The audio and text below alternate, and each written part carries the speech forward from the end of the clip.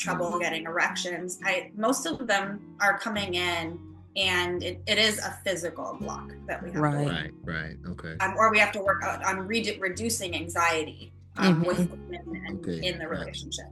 Gotcha. Uh, but I would say that oftentimes when it has been a while, Mm. there has been a big rupture in the relationship. Mm-hmm. And that's how it started. And the rupture has not been repaired fully.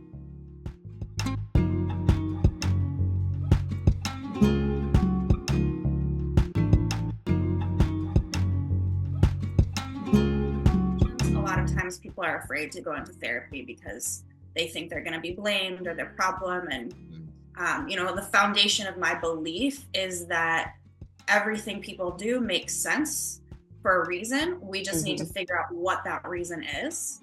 And so that really helps me. And the other thing that I try and kind of work from is a place of relentless empathy, which is not always easy when you see, a partner yelling at their partner or, right, kind of really blind in terms of the impact they're having. But it's really important to try and hold that frame of relentless empathy with couples.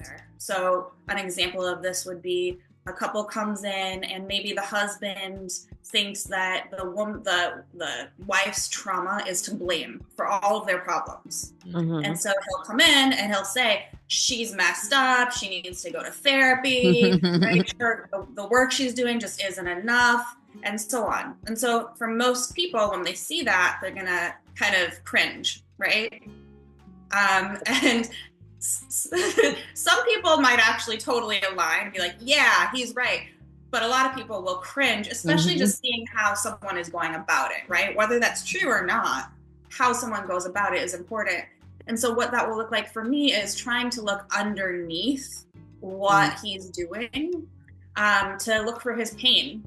I was convinced that he was broken. Something was wrong with him. And I got this book and I was going to read the book to figure out how to fix him. And the author started out by saying, if you're reading this book because you think you're going to fix your partner, stop. And so that accountability piece is so important. That's something that we've had to learn as we've gotten older and more mature, is that a lot of times we focus on what our partner is doing when we really need to look and figure out what's going on within us. Yes, hallelujah. That's so true. And it's hard. I mean, I struggle with it too. But I think marriage and long-term relationships are a mirror. And they hold up parts of us that we often don't see until we're in these relationships and are trying to do this kind of work. Now, what are some of the biggest myths about relationships that you have come across in your profession? Yeah, I think there's a lot. I think that if it's hard, then that means it's wrong. That I love that. Yeah, I think that's. I love that. That's it. I didn't mean to cut you off, but no, go ahead. That I've seen that a couple of times. There was a Reddit thread. Is marriage supposed to be this hard? And it was so encouraging to see people say, if it's that hard, you probably shouldn't be married, or maybe you married the wrong person, but it shouldn't be. It's challenging and it takes effort. Yes. But it shouldn't be that hard. I'm sorry. No, I totally agree. It does. It takes effort. Mm-hmm. And I think that oftentimes people feel like love should feel natural, or that you'll know it's just right for you. And I think that, love isn't intuitive for a lot of people, especially if you've had trauma, or if you're coming from a place where you grew up in chaos, or where you learned that love might mean abandonment or distance, right? There's all these different things that we've been taught as children about what love is.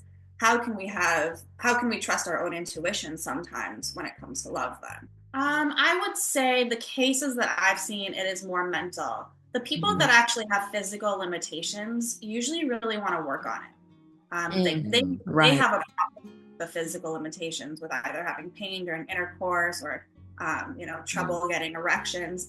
Most of them are coming in, and it is a physical block that we have to work. Right. Okay. Or we have to work on reducing anxiety with women and in the relationship. Gotcha.